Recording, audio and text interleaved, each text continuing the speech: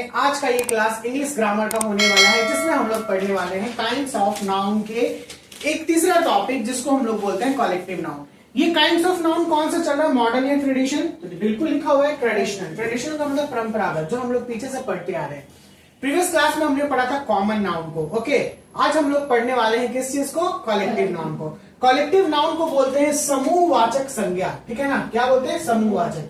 यानी नाम से ही क्लियर कर रहे हैं कि ये वैसा संज्ञा होगा कि जो समूह में रहेगा। किसमें रहेगा, समूह में। अब मैं इसके डेफिनेशन के बारे में बात करता हूं। बोलता है कि अ कलेक्टिव नाउन, एक समूहवाचक संज्ञा, इज द नेम, वो ऐसा नाम है गिवन टू द कलेक्शन, जो पूरे समूह को दिया जाता है। पूरे समूह के बारे में बात होता है। वो समूह चाहे लोगों का हो, जानवरों का हो, कोई वस्तुओं का हो, जब भी हम लोग लेंगे वो पूरे समूह को लेंगे, टेकन एज अ होल। क्या लेंगे, पूरे समूह को लेंगे, टेकन एज अ होल। पूरा इंग्लिश में बोल देता हूं, a collection noun, a collective noun is the name given to a collection of people, animal और things taken as a whole. Clear. Next आते हैं, हम लोगों के पास ये एग्जांपल्स है और आपको ये बोलना है वही प्रीवियस क्लासेस के जैसा। सबसे पहले क्या करना है, इसका कंप्लीट इंग्लिश, फिर इसका हिंदी करना है और फिर उसके बाद इसका क्या बताना है, कलेक्टिव नाउन कौन सा है। चलिए, आपका है Our team is winning, हमारा दल जीत रहा है, टीम है कलेक्टिव नाउन। बहुत बढ़िया, वेरी गुड। हमारा दल जीत रहा है, टीम का हिंदी होता है दल, यानी हमारा दल जीत रहा है और टीम हो गया कलेक्टिव नाउन। ठीक है, पहला पॉइंट किया। दूसरा है आपका The crowd was very large. The crowd was very large. Good. Next, crowd है सर कलेक्टिव नाउन। बहुत बढ़िया। और इसका हिंदी क्या होगा? क्राउड मतलब भीड़ होता है।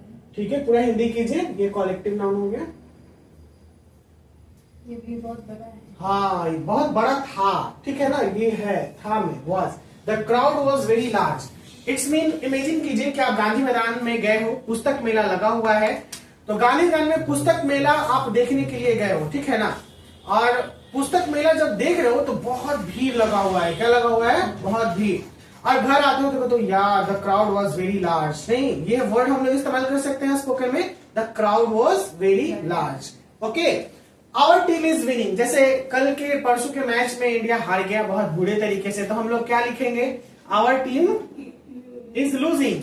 विनिंग की जगह पे लूजिंग, यानी वो खो रहा है। ठीक है, आवर टीम विनिंग का मतलब जीत रहा है। श्रीलंकन वाले ये बोल रहे होंगे कि आवर टीम इज विनिंग, क्योंकि श्रीलंका ही जीता था। आइए, थर्ड नंबर है आपका।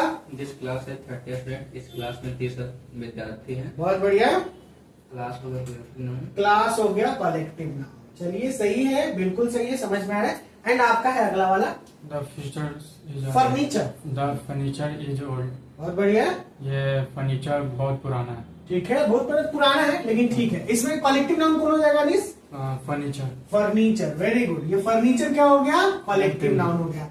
आई थिंक कि लगभग चारों एग्जाम्पल क्लियर है आप लोगों को। फर्नीचर क्यों कलेक्टिव नाउन कहलाता है, क्योंकि फर्नीचर जो होता है ना, एक जो भी लकड़ियों के सामान होते हैं, जो भी हो, उसको हम लोग कलेक्शन के रूप में फर्नीचर बोलते हैं। चलते हैं आज कुछ फर्नीचर लेने के लिए। उस फर्नीचर में सोफा भी आ जाएगा, टेबल भी आ जाएगा, पलंग भी आ जाएगा, क्या बोलते हैं, रेक भी आ जाएगा। ठीक है, फिर उसके बाद शोकेस भी आ जाएगा। They are all the furniture products. ये जितने भी है फर्नीचर के प्रोडक्ट्स कहलाते हैं। और यहाँ पे सबसे बड़ा मार्केट फर्नीचर का कहाँ पे है, एग्जीबिशन रोड, नाला रोड। वही एग्जीबिशन रोड से बढ़ते हुए नाला रोड, पटना में नाला रोड में सबसे बड़ा फर्नीचर का मार्केट है। इसीलिए लगभग मैक्सिमम दुकान में लिखा रहता है all types of furniture are available, यानी सभी प्रकार के फर्नीचर यहाँ पे मौजूद है।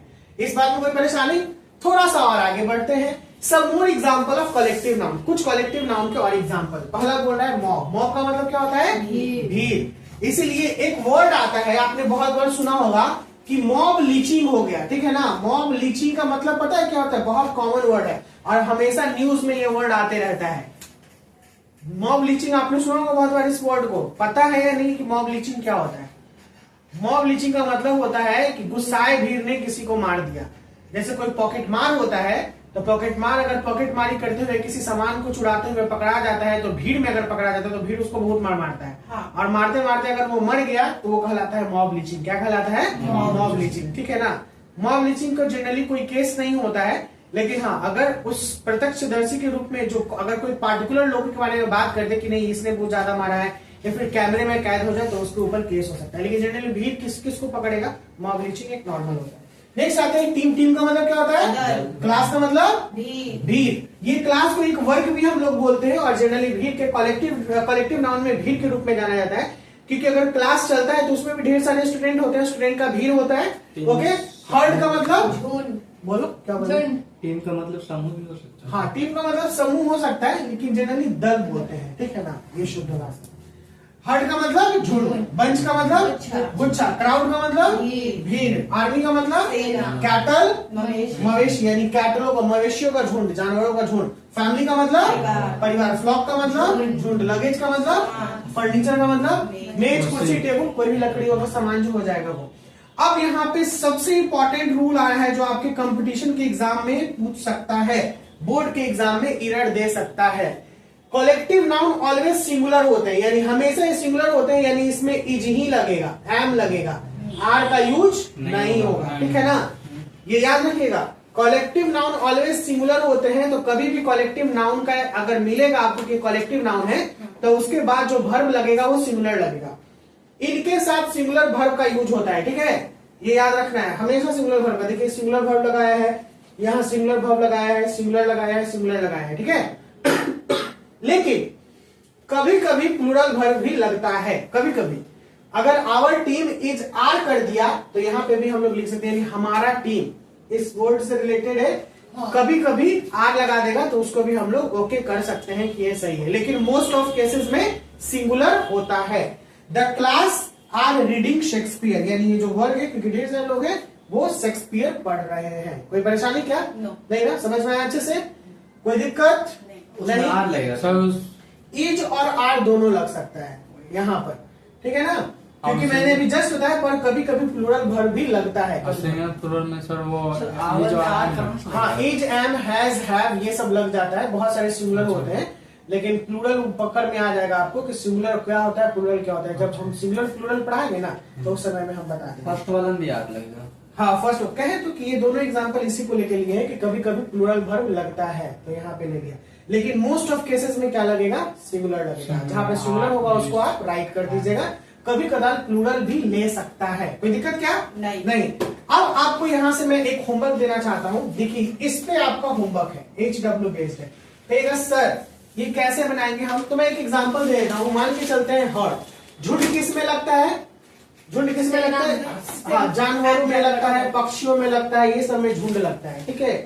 बंच किस में लगता है? Fruits में। चाबी में, ठीक है ना, Grapes में। चाबी में, ठीक है ना, ग्रेप्स में, फ्रूट्स में भी लग सकता है, ग्रेप्स वाले में the bunch of graces, the bunch of keys. तो आपको यही दो एग्जाम्पल सबके लिख के लाने हैं, ठीक है, ओके। समझ में आ गया? हाँ। बस ये example, the bunch of grapes, the bunch of keys ऐसे हो गया, हर्ड ऑफ कैटल, मवेशियों का झुंड, ठीक है। परेशानी?